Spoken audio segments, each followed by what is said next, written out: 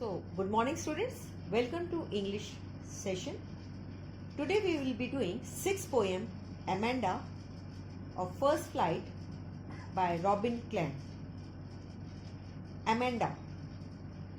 It is a name of a girl and she is in her teens. The age is not mentioned in the poem, but it is assumed as she was a teenager. In this age, what happens? Most of the children, they become rebellious. They dislike whatever their parents say. They try to oppose everything.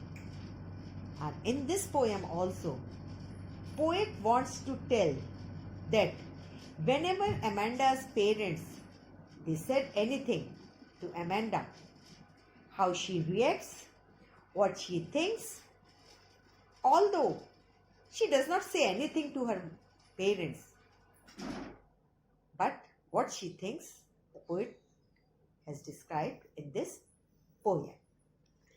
Basically, Amanda is a short poem about the mental state of a young school-going girl who is checked and instructed by her elders. See, most probably what happens? Mothers are there who usually instruct. So probably by her, she's instructed by her mother and is given a long list of do's and don'ts. Feeling annoyed, Amanda, she brushes aside the instructions. She does not follow the instructions and finds escape in dreams of a life full of liberty, full of freedom, where she may live according to her own wish and will. Now the title, the poem centers around Amanda. Therefore, the poet has rightly titled this poem after the chief character. The chief character in this poem is Amanda, and this poem is about Amanda. So, the title is appropriate. And see one thing, Amanda, you can see the title Amanda is followed by a mark of exclamation. What does it indicate? Which indicates that Amanda is being addressed and commanded. The punctuation mark, exclamation, it reveals the dominating tone adopted by the mother in addressing her daughter. Now, let us start with the poem. And one thing more. See, the second, fourth, and sixth paras, these three paras, they are enclosed in a bracket. Why? Because these lines are about the thoughts and dreams of Amanda. These are the thoughts. The lines which are enclosed in bracket are the thoughts and dreams of Amanda, which are not openly expressed by her. And they are to be distinguished from the words of the other speaker. Most probably, other speaker is mother. So, the bracket, the enclosed lines in the bracket are the thoughts and dreams of Amanda. Now, let us start with the first para. Don't bite your nails, Amanda. Don't hunch your shoulders, Amanda. Stop that slouching and sit up straight, Amanda. Hunch. What does hunch mean? Hunch means bend the upper body part. Slouching is move lazily. See, you all are also of same age group, isn't it? See, usually it happens with everyone. And even it might be happening with you also. Now, in this passage, what what happens? The parents, they keep on pastoring. They keep on giving the instructions.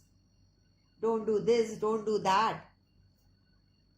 And what happens? Usually children, that their freedom is being curtailed. And in this passage, first passage, Amanda's mother, most probably it's Amanda's mother, she's giving instructions to Amanda not to bite the nails. Obviously, she's right, because it's very unhygienic. It's a bad habit. Biting the nails is a bad habit. She then tells her to sit straight in a proper posture. Otherwise, she would face posture problem. So she asks her to sit smartly and straight. See, this is not that the mother is scolding her. She's making her understand the ill effects of all these things. Basically, Amanda's mother, she's good at heart. And while repeatedly checking the child, she feels that she is being responsible mother. But her dominating tone annoys the girl. It annoys Amanda, and she did not like this. Now, see, usually what happens? Why the parents, they are after their children? See, parents are always concerned about the welfare of their children. So it should not be taken in adverse manner. Rather, you should fetch the benefit out of their instructions. Now let us move to the second para.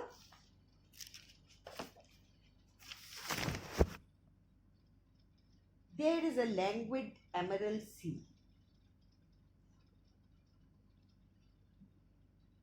where the sole inhabitant is me.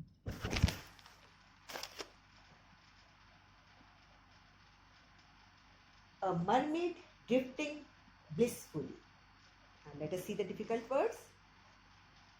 Languid is relaxed, comfortable.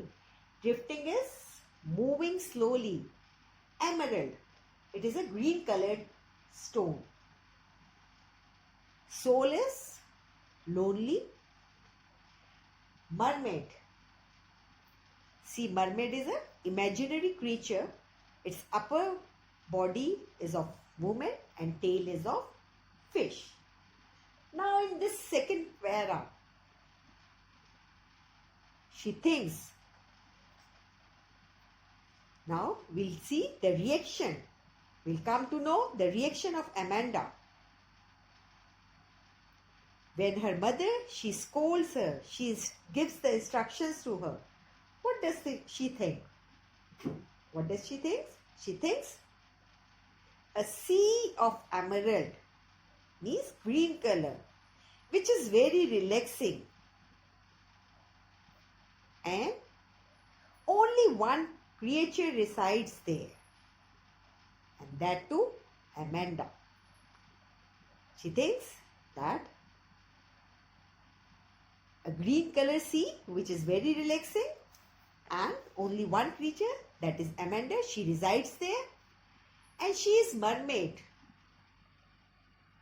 Mermaid is, as I told you, imaginary creature, upper body of woman and tail of fish, and she is mermaid who is moving slowly and feeling relaxed. She wants freedom. She does not want to listen to her mother. She is tired of her mother's nagging. What is nagging? Tokna, tokna. And she imagines herself to be a mermaid.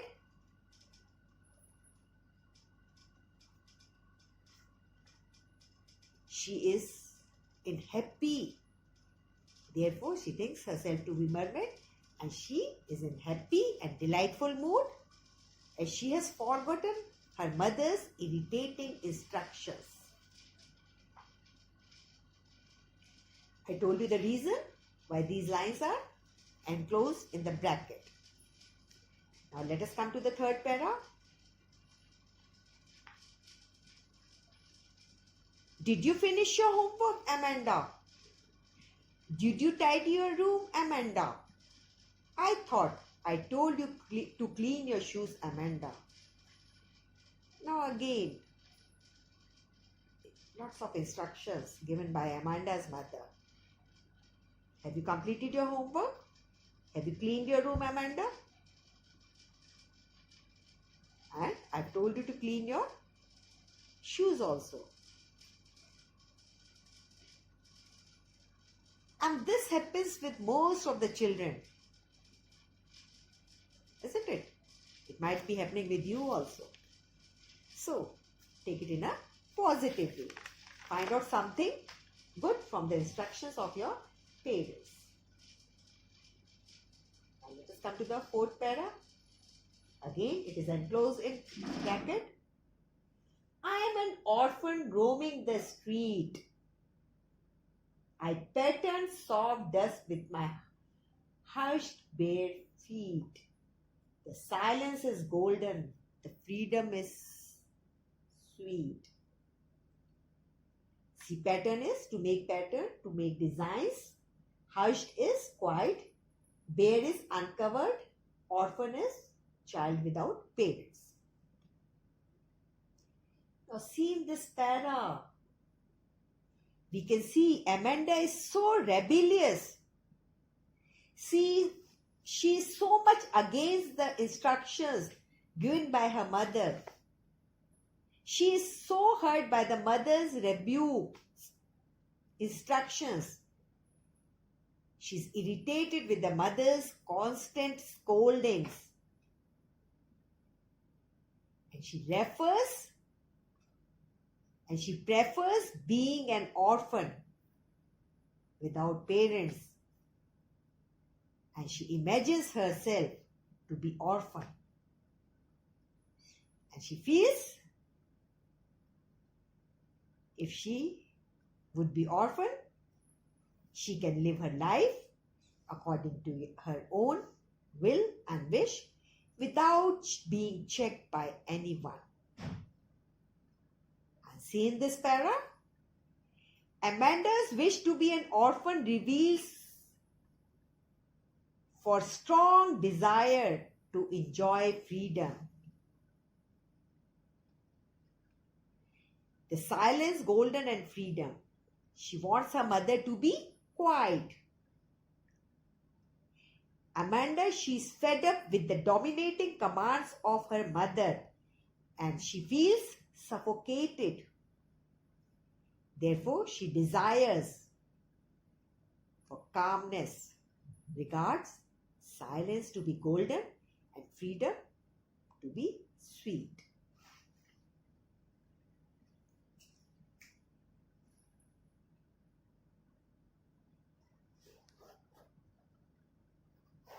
Now, rest of the paras I will be explaining in next video.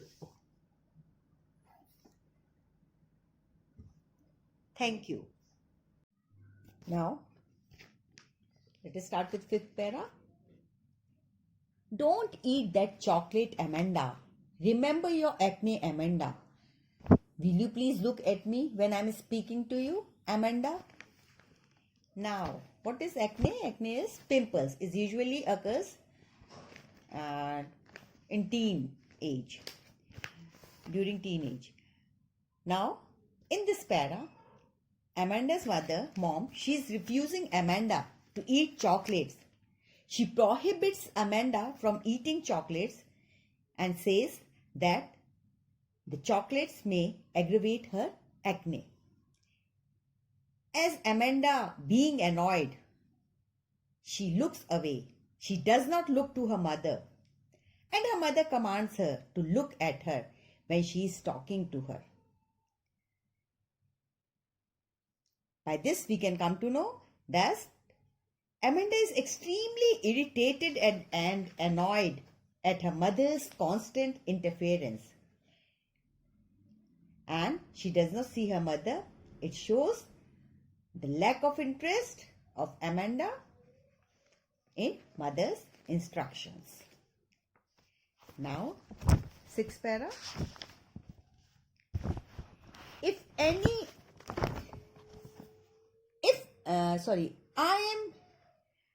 I am Rapunzel.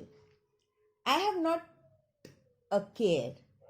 Life in a tower is tranquil and rare. I'll certainly never let down my bright hair. See, tranquil is calm. See, Rapunzel, she is a golden-haired girl in German fairy tale.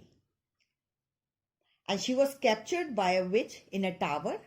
And that tower, it had only a single window. So it was Rapunzel's bright hair which helped the prince to climb up into the tower through its only window to rescue the girl, to rescue the princess from the clutches of witch. Up now, she says, like Amanda. Now Amanda wants to be Rapunzel. She wants to be Rapunzel because she was all alone in that tower. Rapunzel, she was captured by the witch in the tower and she assumes herself to be Rapunzel, the long-haired beautiful girl in a German, she's character in a German fairy tale who was locked up by a witch in a tower with single window. Her isolation, loneliness. Now, Amanda, she thinks that if she becomes Rapunzel, so her isolation, loneliness in the tower would relieve her of the constant nagging of her mother, of the constant instructions given by her mother. And Amanda imagines herself to live an absolutely carefree life in tower. And she expects to experience a quiet, peaceful time there, as there would be no one to check her. And even if someone comes to save her, she would not let her hair down and would not allow anyone to come into the tower, and she wants to live isolated. Now, the last para. Stop that sulking at once. Amanda, you are always so moody, Amanda. Anyone would think that I nagged at you, Amanda. Sulking is to be upset. Nagged is scolded. Now, Amanda's mother, most probably mother, she says, Amanda, don't be so upset. What will people think? People will think that I'm scolding. You have been scolded by your mother. See, listen to my advice, listen to my instructions and take it in a positive manner. I'm not scolding you. I'm not nagging you.